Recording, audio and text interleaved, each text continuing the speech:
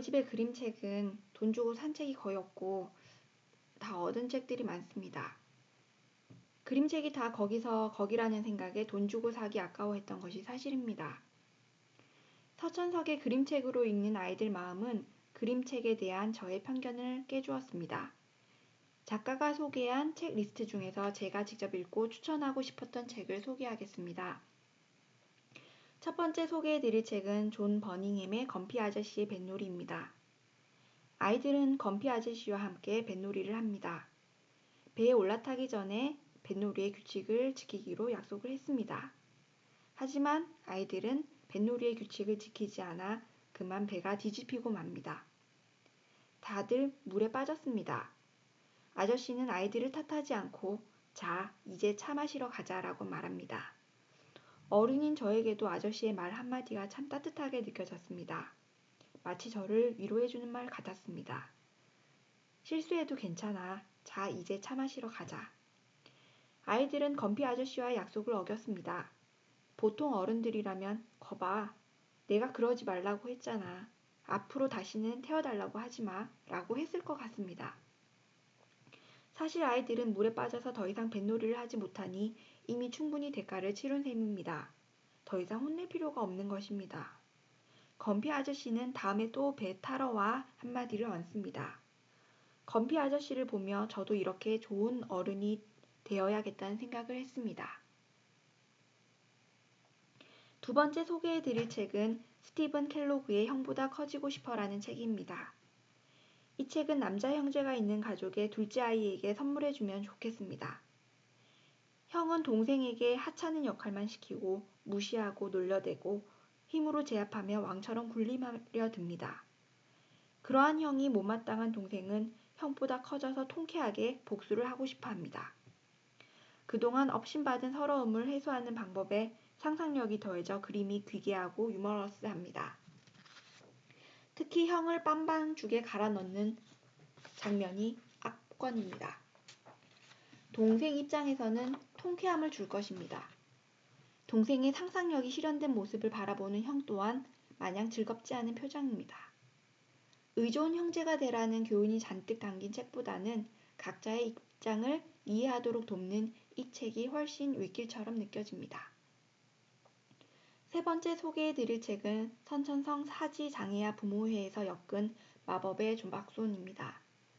이 책은 장애 아동을 어떠한 관점으로 바라보아야 하는지 지혜롭게 설명되어 있어서 좋았습니다.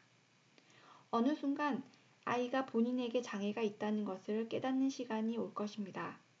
이때 부모는 아이에게 어떻게 얘기하면 좋을까요? 우리 딸 손잡고 걸으니까 정말 신기한 힘이 나와서 아빠 몸으로 확 퍼져나와. 마법의 손인가 봐. 상처받은 아이에게 이를 극복할 수 있는 프레임을 만들어주는 작업이야말로 부모의 역할이라는 생각이 듭니다. 아이의 마음에 상처가 덧나지 않도록 초배지를 바르는 일인 것입니다. 이 책은 몸의 장애만 다뤘습니다. 사람 누구나 약점을 자각하는 순간이 올 것입니다. 난 눈치가 없고 사회적 센스가 약해서 집단 생활에서 힘들겠구나. 제 부모님이 어릴 적 저에게 했더라면 좋았을 말을 스스로에게 해보는 것입니다. 우리 딸은 보고만 있어도 힐링되는 기분이야. 네가 보는 시선이 다채롭고 신선해서 기쁨이 되는구나. 너는 마법의 눈을 가지고 있구나. 끝으로 수잔발리의 오소리의 이별 선물에 대해서 말씀드리겠습니다.